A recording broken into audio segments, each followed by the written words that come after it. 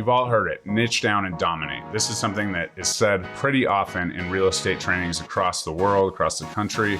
And the truth is that absolutely, if niching down was that easy and you could just find your niche and absolutely dominate in that, it would be done by so many and we wouldn't have the failure rate.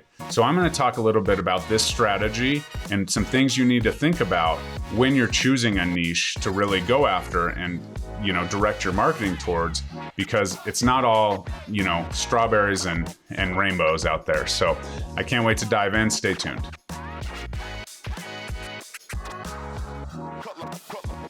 What's up, guys? Coach Kane here, Real Estate Agent Playbook. Today we're going to talk about niching down, and this is something that, everybody says, new agents hear, they talk all the time, I need to find my niche, I need to find my niche. The truth is that if you're a real estate agent, you're probably going to take any transaction that comes your way if you're newer, and that's probably okay because we like those commission checks and we like to serve people, so that's okay.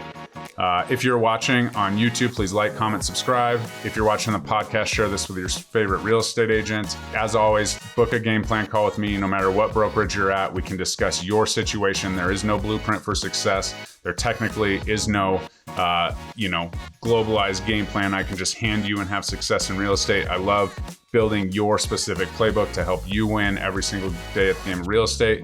You're not going to build your game the same way I did.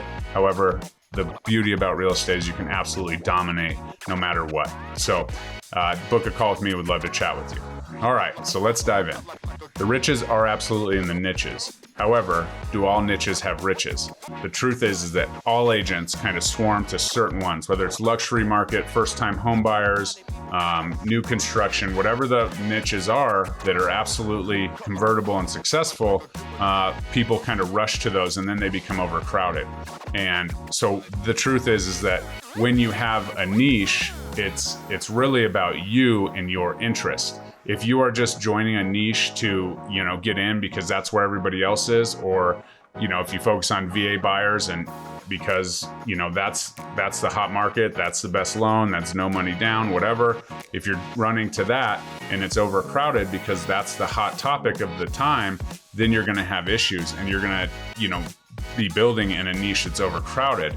The truth is the word niche is supposed to be niching down into a smaller group where you are comfortable in your comfort zone so that you are yourself and people are more attracted to you when you are just yourself and in your comfort zone and comfortable in your own skin. So that's a super important point.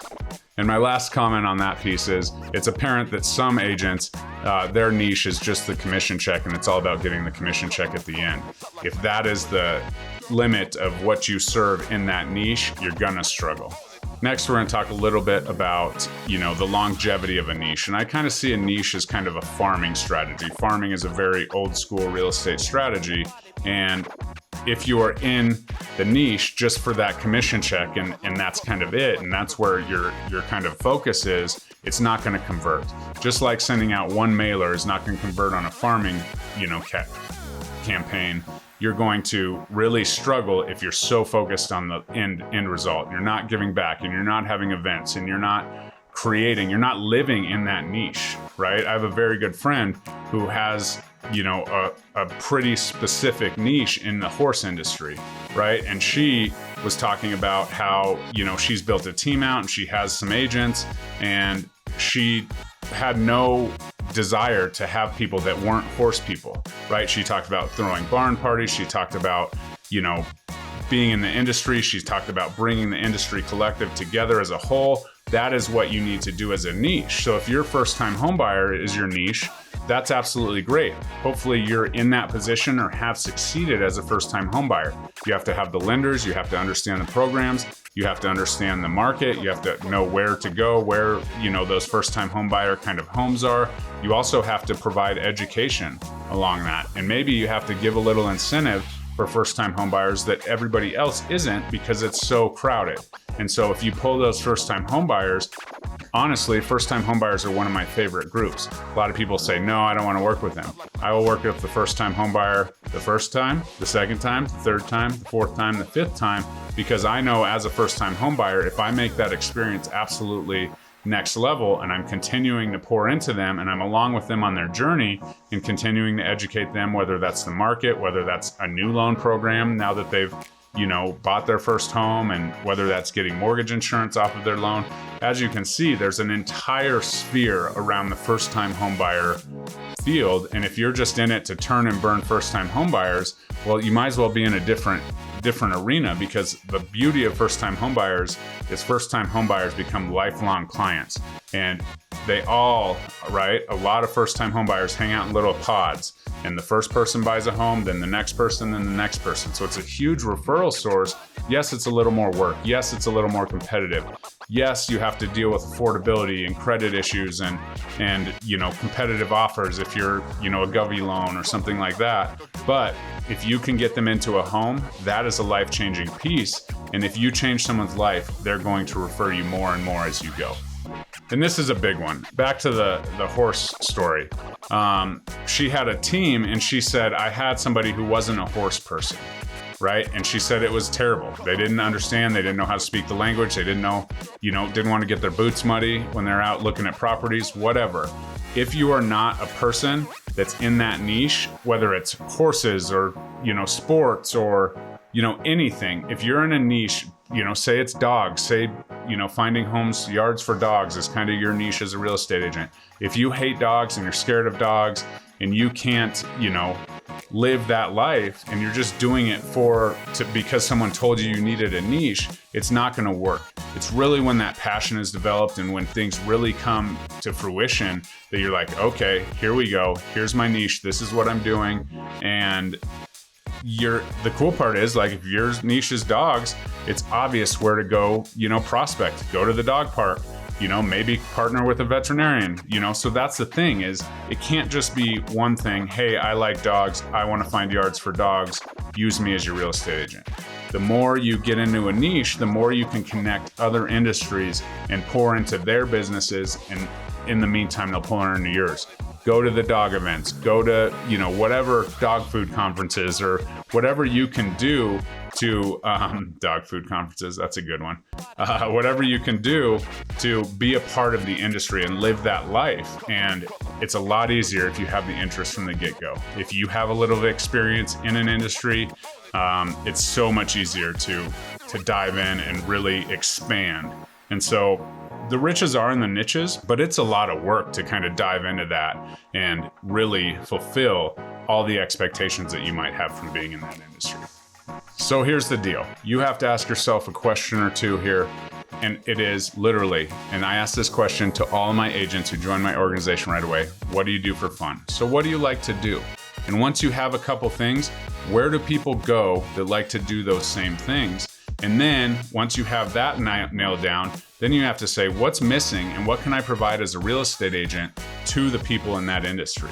If you build based on those three questions and you build a whole business plan about, taking advantage of the niche of, exotic animals or, anything like that, you can build your entire strategy from asking yourself those three questions and then starting to pour in and starting to be present in that niche and starting to network. But the truth is that should be pretty easy, because if you're already interested in that, those are the things you do exactly in your free time for fun. And if we can merge our business with what we do for fun, that's when life really changes, because we're doing things that we're entertained by and that we like to do and that we're happy to do while building a business that can be ultra successful.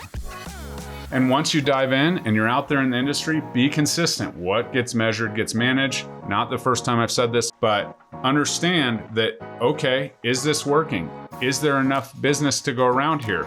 Am I laying a foundation that eventually will provide fruit, or is it just really hard? Am I trying to fit a square peg in a round hole? Do I need to reevaluate? Do I need to maybe reevaluate where I'm going or the group I'm joining or whatever? That's where it really gets down to business, because people chase niches for so long because somebody up on stage told them to find a niche and go with it. Well, you have to constantly evaluate, just like your business. It's not like the secret sauce where you're like, oh, that's my niche and everything comes easily. The more creative and the more innovative you get and the more you pour into other people within that industry, the more it will come back to you. But you have to understand that your time is valuable. So measure that. How's it going?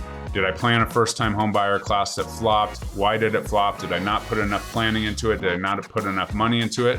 Or is the topic just boring, right? And so you have to take a look at that, step back from a non-bias and say, okay, what worked? What didn't work? Why didn't this work? Why did this work?